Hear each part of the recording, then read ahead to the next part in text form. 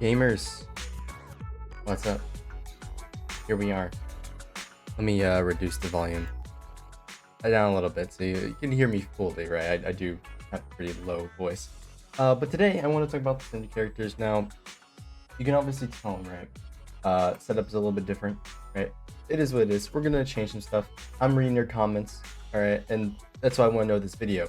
Question of the day, or at least for the video, is who do you think, in terms of the base banner 5 stars, is on fraudwatch? Write it down in the comments below, and then possibly go back and edit your comment after you've heard what I've said. If you still think, if your opinion's changed, right, on whether or not who is on fraudwatch, who's going to be the worst aging 5-star in terms of standard characters. It's basically the equivalent of who's going to be a Chi-Chi or Yang King, right?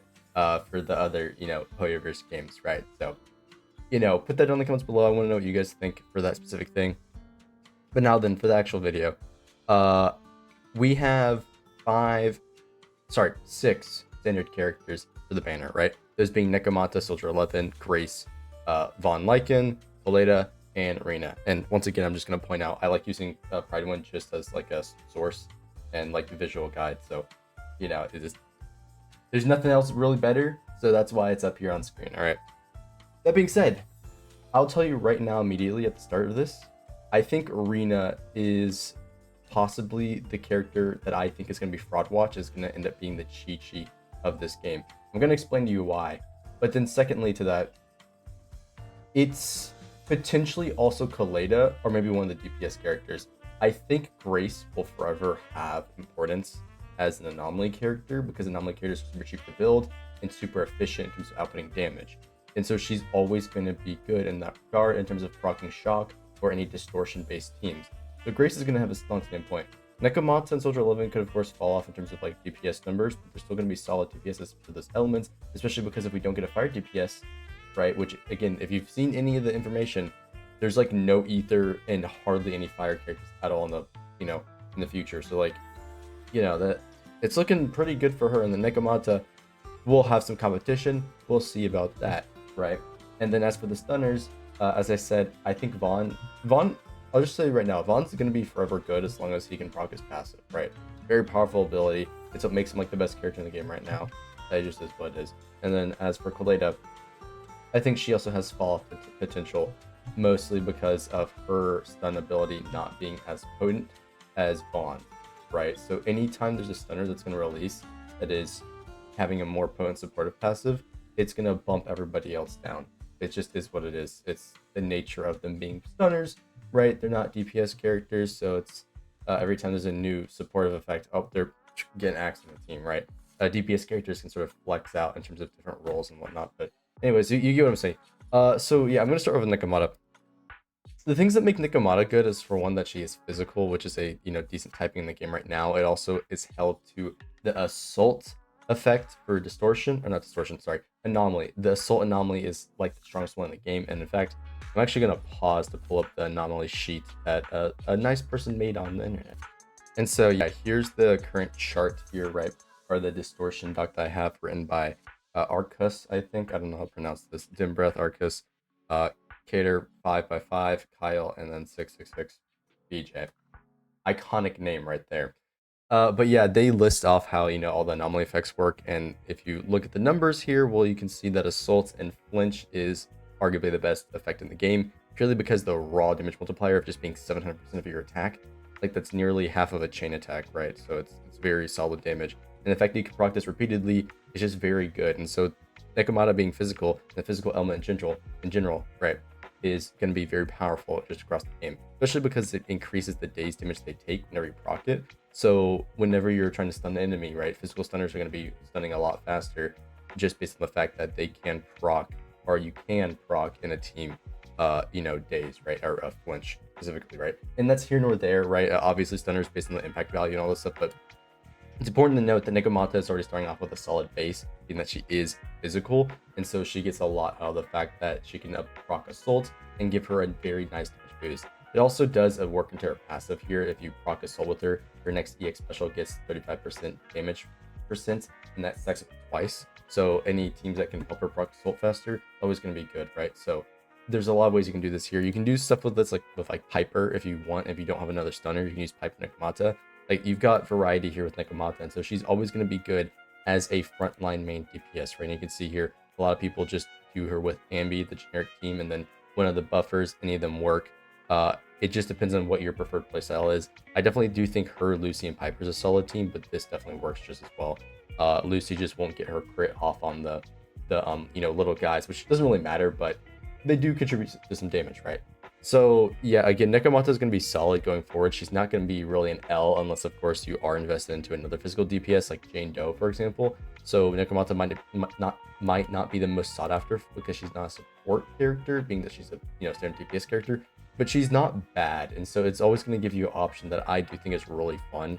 It's going to be valuable in the future, or well, if you need a physical DPS. And again, the game's early on, and let's say you don't get one, she's basically your next go-to option because nobody else really compares overall damage. Soldier 11, for the same thing, we only have one fire character as a DPS, and that's Soldier 11, right? Fire characters pretty limited right now because we only have 4. Well, actually, that is comparatively more than others, but you get what I'm saying, right? 2 of them are stunners, and then 1 DPS, 1 support. The game overall is limited in terms of characters. But as for Soldier 11, it's gonna be a bit more, I would say, strict on the requirement, needing to have another faction member or a fire character. Now, the problem with this is there are no other, what is it? It's not Section 6, it's OBLS. OBOLS squad faction, yes. Soldier 11's faction, there's nobody else in her faction, so it's very hard for her in terms of team building right now. I think she can only really get better for that reason, as if we get a better support as a part of her faction, or like a stunner or sort of like anomaly character for her faction, it could be really good because this would help you proc the the gear bonus of whenever the enemy is burned, you get increased crit. So if we ever get like a fire anomaly character to instantly proc fire anomaly, it's going to help out Soldier 11, especially if that character has other bonuses. And right now, of course, Soldier 11 has Lucy, but Lucy I kind of believe needs E2 to really be like really good. That's a whole nother thing, but while her options are limited, I do think Soldier 11 is actually going to get better with time, given that in the future we'll have more things to make use of her abilities, right? Her core passive matters a lot for damage. That's 32% damage bonus that you get right there. Pretty significant buff just for having another team member on that team, right? So yeah, again, it's gonna, we're gonna have to see in the future in terms of like supports and like other characters released. But I do think Soldier 11 has a solid ground to still be good in the future because she is a character that requires a bit of skill in terms of timing to get max damage out of, because you want to time her things to do, fire, like just consistently, right? And so it's going to be a character that's going to age better for some people in terms of like, timing, or worse for others, right? Again, it's going to be a bit complicated for her, but I do think overall she's going to be good. And there's actually, I did neglect the dupes for the character, so I guess for future reference. Nekomata does have a pretty solid dupe by ignoring physical resistance, so that's going to be a good multiplier. Energy regen is not that useful for her, honestly, because of the stun window, right? You're just going to sit off field while you're stunning with another character, so that's fine. Getting crit rate whenever she uses an EX special, stacking up to 2 times, this is a pretty solid one. And then this one is whenever she uses Chain Tiger ultimate, she gains crit damage by 18%, stacking up 3 times, and expires when she's no longer in combat. Yeah, so Nekomata does have some pretty good dupes, mainly her 1 and 6, right? The other ones aren't too important, but of course 4 is also pretty good. So yeah, I do think Nekomata will be good with age, but same with Soldier 11, I think she's in a similar spot to where overall pretty solid kit, and that will age well in terms of DPS. It just depends on how cracked they make these DPS characters, because I'll tell you right now, if you've looked at any of the limited characters, the limited characters in this game look really strong, and I'm saying it's like Honkai Star levels of strong, where they are gapping them by multiple tiers, right? And in fact, let me just pull up a tier list just to give you from a reference. If you want to see the like Pride 1 tier list as a frame of reference, the first limited character is down here for this, and then this is a standard character, right? But like if you look how many tiers are gapping like the other standard DPS characters, there isn't and then there's Yang Qing at the bottom. The Clara is the only one that comes close. Like the limited characters in the game are really strong, and I think, at least it looks like the CCC is leaning towards that with how strong Ellen is, Zhu Wan, right? They've got insane crit passives, giving them like hundreds of crit value. In some cases, like Ellen gets like up to 100 crit damage. right? And then Zhu Yuan gets like 60 crit value because she's buffing herself by like 30% crit rate.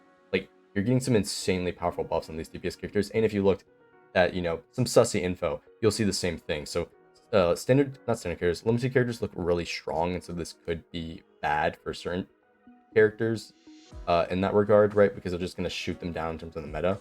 But if you don't care about meta, then, no big deal for you, right? But that being said, Soldier 11 for her dupes, whenever she gets combat, she gets, some extra energy, which is actually pretty nice starting out the fight, but also, again, not necessary, so I don't think that's anything too crazy. Her second dupe, Fire Suppression, Jesus Christ. Basic attack dodge counter increases by 3% up to 12 stacks, lasting 15 seconds. The duration of each stack is calculated separately. That is that's 36% damage bonus. It's actually a pretty solid effect, considering you will be doing a lot of these if you do combo her right and have her abilities up at all times. So, pretty decent dupe. For fourth dupe, if fire suppression is triggered in the first, second, and third hit soldier with basic attack, the anti-interrupt resist increases, and damage received is reduced by 18% during skill activation. If fire suppression is triggered during the fourth basic attack, she becomes invulnerable during skill activation. Yeah, the fourth dupe is not good. I don't know if this is like a trend, but these games, at least hoyoverse games, always have that one dupe that's just like, who cares? And that's what this is. This doesn't really matter. I think if you're playing optimally, you're not getting flinched regardless. Now, granted, it does happen sometimes in end game, right? If you get to the harder stages, but I really don't think it's that big of a deal. Just play better, honestly. And then her sixth dupe, Soldier 11 uses her EX special attack, chain attack, ultimate. She gains 8 stacks of charge, max 8 stacks. When fire suppression is triggered, 1 stack of charge is consumed, causing the current move to ignore 25% of fire res. That is a very powerful effect. 25% res penetration, that is actually huge.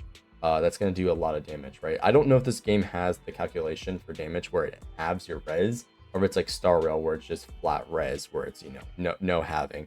I hope it's like Star Rail in that regard, because getting your res half just means you're damage capped, and that's annoying as hell. But yeah, I should look into that. But yeah, Soldier 11, especially with her dupes and everything, looks very solid, and so we just need to see like her, better teammates and of course better weapons. So yeah, again, both characters look pretty solid in terms of aging. As for Grace is in a different scenario because she's in a, I would say, more competitive slot, being that she's one of 2 anomaly characters right now. And if they start releasing new anomaly characters, well, if you look at how strong some of the 5 stars already are, and then comparatively think about how strong they could be, you're gonna get some really OP anomaly characters, right? So yeah, I really don't know how they're gonna handle anomalies and distortions and everything, because I've looked at the information. Jane Doe's looking a little crazy, all right? I'm saying like best DPS kind of crazy.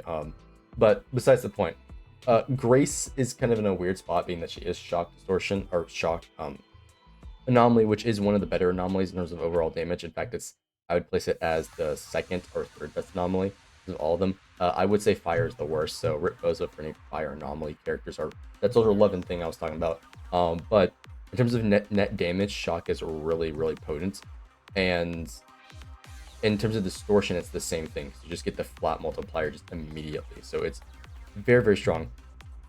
I don't know how hoyoverse is going to handle like distortion characters specifically, or anomaly characters specifically in the future, because outside of like making them do funny stuff like crit anomalies, and man, I'm really hyping that character up. Outside of that, it's gonna really just be how fast they proc the ability is gonna determine their damage output. So if you ever see a slow anomaly character, they're kind of just dead on arrival unless they give them like 200%, proc rate or something like that, right? So it's gonna be really interesting. As you probably should know, anomaly characters are very efficient because you don't gotta level their talents. You just give them their stats and they're good to go, right? Just level them up. It's kind of like break effect in Star Rail, for example.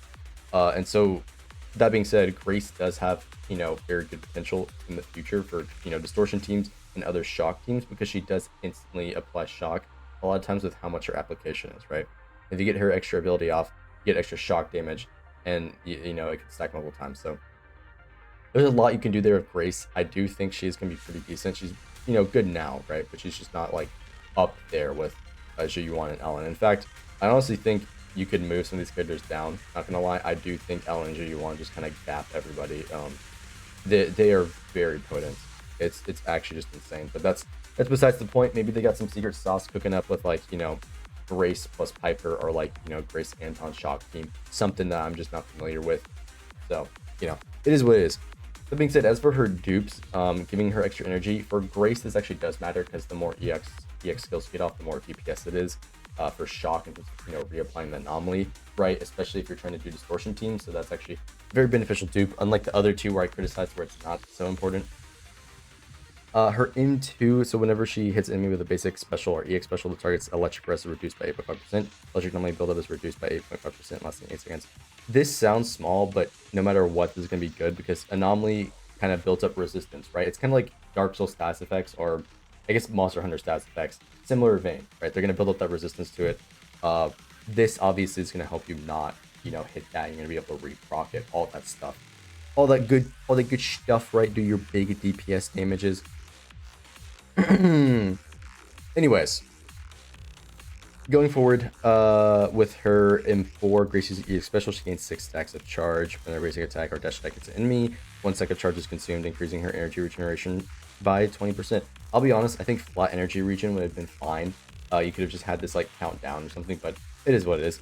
And then her M6, whenever all zap, or when all, oh my god, English. When all zap stacks are consumed to activate the EX special or the special, excuse me, Grix's skills enhanced, tossing an extra grenade, increasing each grenade damage to 200%. Again, this doesn't really matter because it's an anomaly character, so giving her a raw damage percent does not really do anything. Unless, of course, you're just getting that flat damage, because obviously, an additional 200% flat damage is still going to be, a notable amount of damage if you do decide to level the talent, but you can be efficient, and this really just isn't doing too much for you. But again, while her dupes may seem disappointing, just like reading them off, she's totally fine at a base level, and she will be like relatively future proof for any teams that want to do funny distortion setups. So yeah, good element for an anomaly character. That's the number one thing. Lycan, the only thing that matters for him is this ability right here to give them the stun multiplier if they are with a similar faction member or an ice member. This right here is what makes him so potent, and the fact that you can combine this with an additional 25% ice res is why they are part of the best team in the game right now. Of course, in the future, we are going to get stunners that have a higher effect by giving them a higher stun multiplier, no doubt. But this will forever make him useful in some regard, as long as you can pair him with a Victoria Housekeeping character or a ice character. So just straight up, he's good. No, nothing more to be said. As for the rest of his things, his M1's pretty good for, launching days. And outside of that, it does not really matter. He does get a shield here, which is pretty cool for M4, which does give him some extra utility, damage, shield, and days. Like, this guy's great. But it doesn't really matter. And then his 6th dupe is giving him some extra damage percent, which is, always nice for stunners. But he's basically the king of the game right now because of that. I don't need to look into it too much. As for Koleda I do think has the most fall-off potential because her passive is just chain attack damage, and chain attacks are not as big of a portion of your overall damage as you may think, right? It's not, they don't have a chart here, but basically, I'm going to go to Ellen for this. Chain attacks are not as big of a, it's not here. Did they get rid of it? They must have got rid of it. Point is, comparatively, chain attacks are not that big. You do 1 per stun cycle, and a lot of times, if it's a lower, like, small enemy, you're not even getting it off, right? So, it's like, they're probably dead before you even get a chain attack anyways. So this isn't the most useful ability, but of course it is nice for increasing your damage overall, because 75% more damage is still 75% more damage for some sort of source. Her other effect of getting increased days damage, of course, is also nice, but like, again, this is not the most potent ability. This does not, it's not going to age the best, because if you have anybody like Vaughn who's giving stun multiplier, well, why would you ever use Koleda if you're just going to get a multiplier for legit all of your damage, right? So it just is what it is. As for her dupes, of course, it's nothing really crazy. It's just more stun, it gets some extra energy. For her, it does kind of matter because you want to spam her skill a lot, so I guess this is totally fair. You get some extra damage bonus, and then of course you get a big attack multiplier whenever you do your explosion combos. Of course, this is going to be good, right? Towards the end game, you do build your stunners for hybrid of stunning and DPS, because it's just sort of the way to go, right? You're going to get damage in any way you can for the fastest clear time. And so these are okay, but it's nothing really notable, I would say. I don't think Koleda is going to age nearly as good as some other stunners for that reason. And so that's why I think she's definitely lower on the list in terms of priority, because if you were to just take these 5 that I've gone over so far, You have a girl that's going to age really good in terms of distortion and anomaly effects, right? Two solid DPS characters are going to age well, especially getting copies of them, right? And then the best stunner in the game that's going to have an ability that's going to make him viable no matter what across the game. And then there's Koleda, who's just another stunner, right? You can see the difference here. She comparatively seems a lot worse to actually go for. Now, the one that I started this video with, Rina, the one who's on fraudwatch. I'm going to explain to you why Rina is on fraudwatch. So this is entirely up to her passive and how it functions. Additionally, it's also her core ability, right? The additional ability, Banquet of Perfection. So this ability right here is giving you a percentage of Rina's penetration ratio to the allies up to 30%. This is defense penetration. However, comparatively, you can legit just run any of these other attack buffers who are giving you upwards of 1000 attack and get just as much, if not more, value out of it than Rina's up to 30% penetration ratio. And here's the thing. There's no bonus of this, right? The only bonus is from, this right here. So you're still gonna have to make up the other 18% based on 25%. So in order to get that, you're gonna need to build this character with over 100, right, penetration ratio. Now I'm doing the math here wrong, but you guys get what I'm saying, right? You're gonna have to build so much penetration to sacrifice your other stats to actually get to this goal of maxing out. Now, granted, you don't need that much. It's gonna be closer to I'm just doing this in my head right now. It's gonna be closer to this. I got pretty close. 80, it's like 75, but you get what I'm saying. You know what I'm saying? Like, sure, it's a great buff, but why would you invest your resources into this character for this buff whenever you've got Nicole with defense penetration, like defense shred and Aether buffing? So she's just better for any, like, basically across the board, right? What's better than, up to 30% defense penetration, 40% defense down? It's just like, come on, case closed. Lucy buffing attack by 600, comparatively not as good, but she's got other benefits like the boars doing damage, right? And so on, and her damage as well. Zakaku's doing like 50 things. You're getting attack buff, ice res down, another ice damage buff, right? You can get her weapon, which is allowing her to do damage as well. Like you're getting some crazy stuff with Zakaku, and so she's just clearly, like, I would say, just shit better. And then this is all you get. Comparatively, it is a lot worse. Now, we talk about the weapon, but the weapon is really only like, I mean, sure, it's only for her, and so this weapon isn't anything crazy. And who's really gonna get the 5-star weapon for this like character over their DPS 5-star weapon, right? This does help out a lot in terms of buffing your damage, but it's a 5-star weapon for a standard character. At this point in the game, it's not something we're really waiting. I'm not really considering as much, is what I mean to say. And so, like, I don't know about that one. And then her core ability, which increases the shock damage inflicted, or sorry, your shock duration by 3 seconds. This is actually very important, as you can see here in the calculation for distortion. It's based on your time. So this is something I actually pointed out in the comment section that somebody else questioned me about. Yes, she does actually significantly change shock damage. This, I will admit, I had the wrong idea about, because this was what I had previously was outdated information. Now with this info, this is actually a much more impactful thing, specifically for shock and distortion effects overall. Do I think it's going to matter in the future though? Probably not, right? Here's why. Why would you just get so this can potentially add another, was it 375 damage, like damage multiplier to your shock distortion, right? But why would this matter if the other remaining, like, 1250% is going to get increased by 1000 attack? So it's adding 300 something percent of a multiplier to a lower attack value compared to buffing that 1000 something multiplier to a even higher attack value. That's the thing right there. Now you can do all these math calculations to prove which one is correct, or like which one does more damage, but this, while it's good, I don't think is gonna surpass anything that these other characters are doing. And so that's why she is on fraudwatch, because what is this 5-star doing that is worth running her on any of these teams? And hell, I'll even bring in Seth to the argument. If you've seen Seth's information, he's looking very potent. You can build him crit or anomaly. He's going to work on both and as a stunner. He's going to be a very flexible unit for a lot of players and going to be very good on a lot of teams. And in fact, I think he's just going to completely take Rina's role on certain teams in terms of like anomaly teams. Like you run Jane Doe, what's her name, the robot lolly, and then Seth, and then that's going to be like the best team in the game. Next update, right? Why would you even run Rina for like trying to build up distortion? Like you could do Jane Doe Grace Rina, but why? Just hyper into your Jane Doe with the Robo Lolly. You're gonna get way more damage out of it regardless, right? You might as well just keep proccing Jane Doe's anomaly.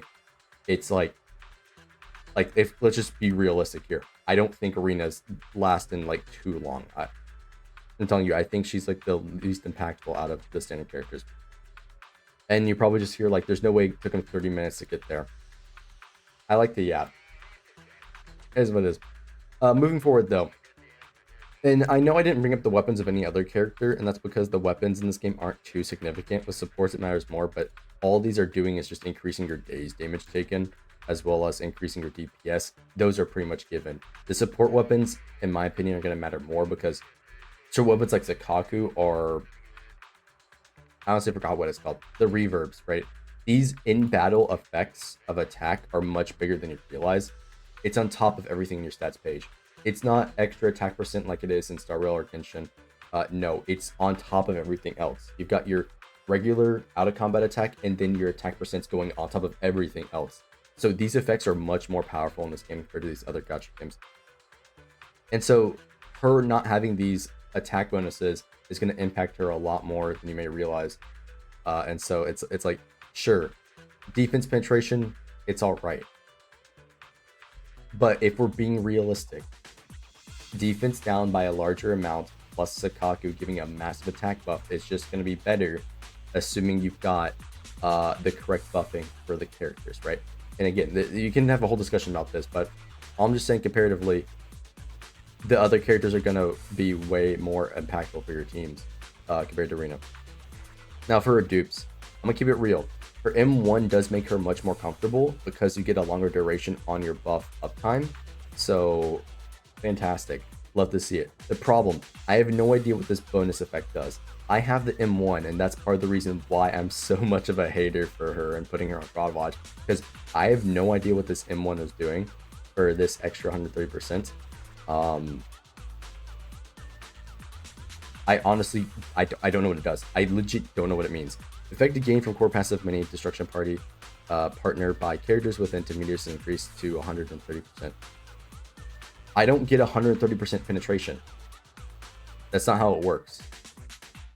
I need to look up and clarify how this works, but like, I could not tell you why I would run Rina over Zakaku, over Lucy, over Nicole. Like, I'm not seeing it, bro.